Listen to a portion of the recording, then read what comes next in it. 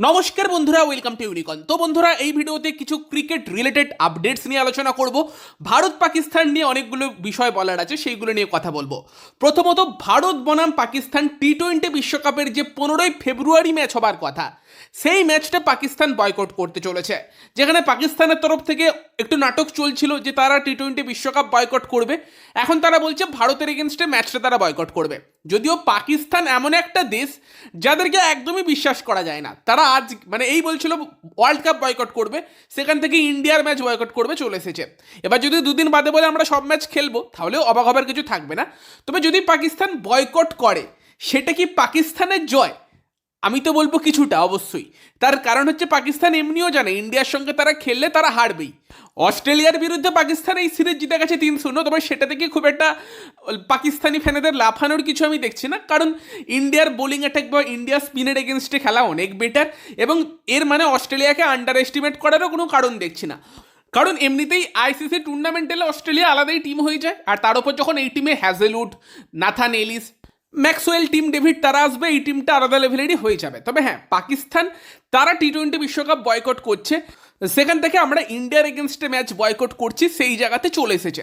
এবার যদি সত্যি পাকিস্তান লাস্ট অব্দি ইন্ডিয়ার সঙ্গে ম্যাচটা না খেলে, আমি কেন বলছি পাকিস্তানের জয়, কারণ পাকিস্তান তো এমনিতেও 2 পয়েন্ট পেত না ওই ম্যাচ থেকে, ইন্ডিয়াই পেত। ম্যাচটা না হলে ইন্ডিয়া 2 পয়েন্ট পেয়ে যাবে, যেটা ম্যাচ হলেও ইন্ডিয়া পেত।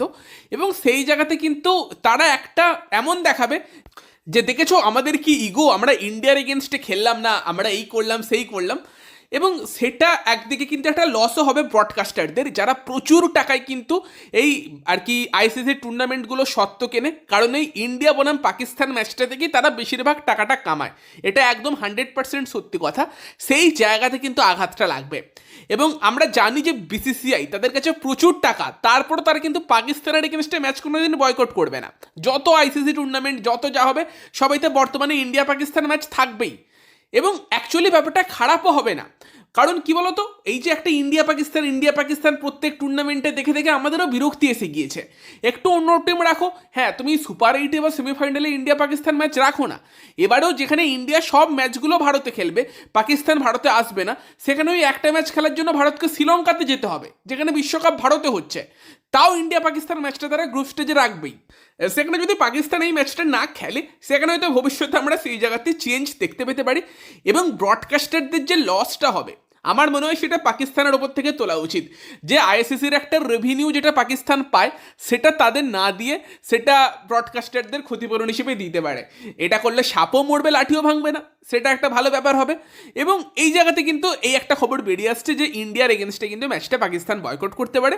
যদিও যেটা বললাম যে পাকিস্তান, তাদেরকে একদমই ভরসা করা যায় না, লাস্ট মোমেন্টে আবার বলবে আমরা খেলবো, দেখা যাক ফিউচারে কি হয়। বাট এই খবর কিন্তু বেরিয়ে আসছে, এবং এটা কিন্তু অফিসিয়ালি পাকিস্তানের গভর্নমেন্টের তরফ থেকে জানানো হয়েছে। এটা কোনো উড়ো খবর নয়, এটা অফিসিয়ালি জানিয়েছে পাকিস্তান।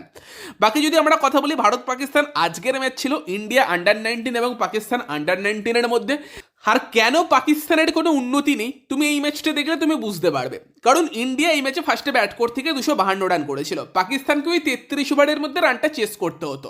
তারা সেই রানটা 33 ওভারের মধ্যে তুলতে পারলে তারা যেত সেমিফাইনালে, আর নয়তো ইন্ডিয়া চলে গেছে, যেটা হয়েছে।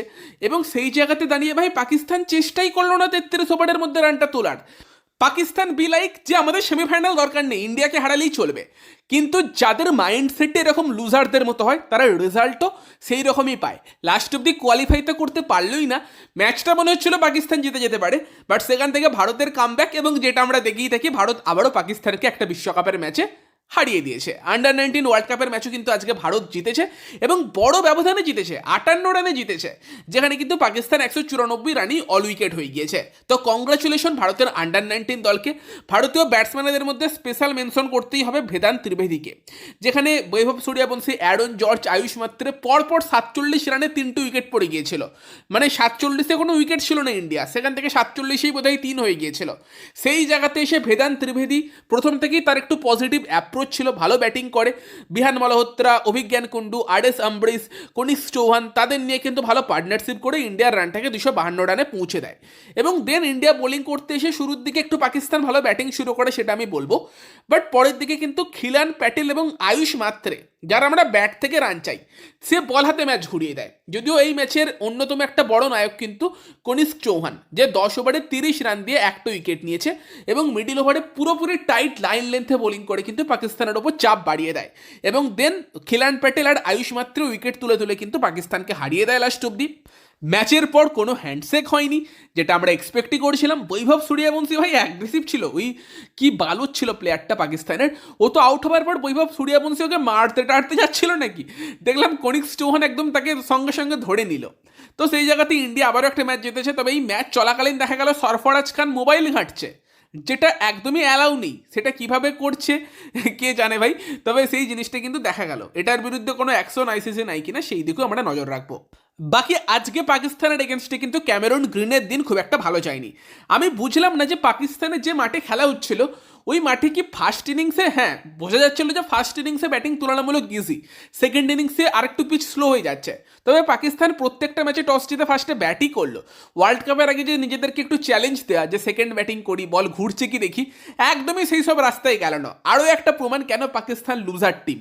এবং সেখানে দাঁড়িয়ে কিন্তু আজকে অস্ট্রেলিয়া আবারও বড় ব্যবধানে 111 রানে পাকিস্তানের এগেনস্টে হেরেছে এবং সেই জায়গাতে ক্যামেরন গ্রিন কিন্তু বল করে 3 ওভার 43 রান দেয়, একটা উইকেট নেয়।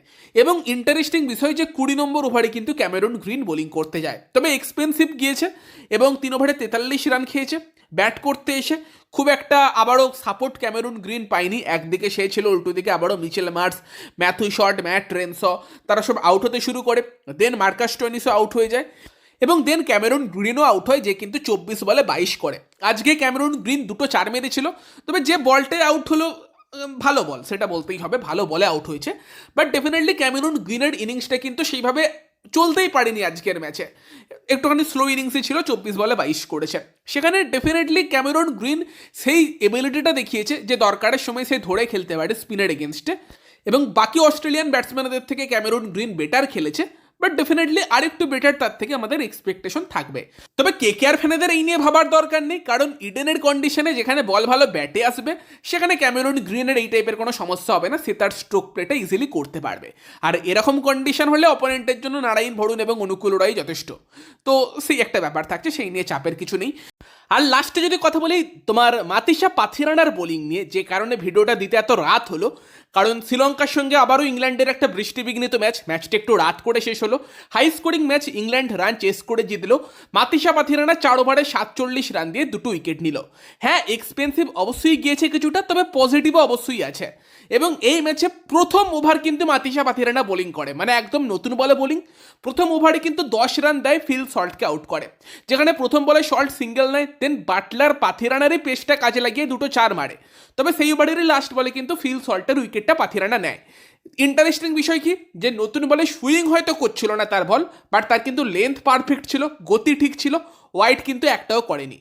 সেকেন্ড ওভারে আসে, সেকেন্ড ওভারেরও প্রথম 4টে বল ভালো ছিল। তবে অ্যাকচুয়ালি পাথিরানার ফিগারটা এক্সপেন্সিভ হলো হ্যারি ব্রুকের জন্য। হ্যারি ব্রুক 4টে বলে, সেকেন্ড ওভারে শেষ 2টো বলে একটা 4 মারে, একটা 6 মারে, এবং থার্ড ওভারের প্রথম 2টো বলে কিন্তু 2টো 6 মারে। হ্যারি ব্রুক কিন্তু ওই জায়গাতে পাথিরানার এগেনস্টে ভালো ব্যাটিং করে, বড় শট খেলে। তবে লাস্ট অব্দি ব্যাটেলটা কিন্তু পাথিরানা জেতে, কারণ থার্ড ওভারের থার্ড বলে গিয়ে কিন্তু হ্যারি ব্রুককে একটা বাউন্সারে আউট করে এবং সেখানে কিন্তু ব্রুক এবং সল্টের উইকেট পাথিরানা নিয়েছে এবং তারপরের বাকি বলগুলো ঠিকঠাক বোলিং করেছে। লাস্টে যখন 2 ওভারে 11 রান বাকি তখনও ভালো ইয়র্কার এসে করেছে, but obviously Harry Brook, Tom Banton তারা ভালো ব্যাটিং করে ম্যাচটা নিয়ে চলে গিয়েছে। তবে ব্রুক এবং সল্টের উইকেটটা নিয়েছে, প্লাস হোয়াইট 3টে করেছে আজকের ম্যাচে, যার মধ্যে র্যাডার মিস করে হোয়াইট একটাই করেছে, বাউন্সার মারতে গিয়ে 2টো হোয়াইট করে। হ্যাঁ এবার বাউন্সারগুলো সবসময় সঠিক মারতে পারছে না, বাট চেষ্টা করছে। বাউন্সারই কিন্তু হ্যারি ব্রুককে আউট করেছে।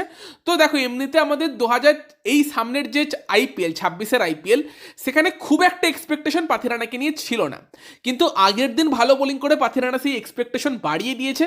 এবং যেটা দেখে ভালো লাগছে, পাথিরানা মোটামুটি ছন্দে আছে, যে এলে কিন্তু কেকেআরের জন্য এফেক্টিভ হতে পারে।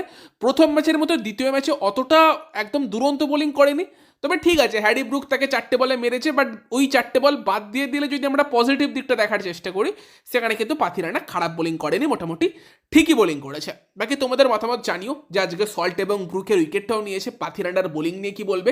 ভিডিওটা ভালো লাগলে ভিডিওটাকে লাইক করে দিও, শেয়ার করে দিও, আমাদের চ্যানেলে প্রথমবার এলে আমাদের চ্যানেলটিকে সাবস্ক্রাইব করে তার পাশের বেল আইকনটাকে অন করে দিও। তো চলো গাইস, এই ভিডিওতে এই পর্যন্তই, বাই বাই।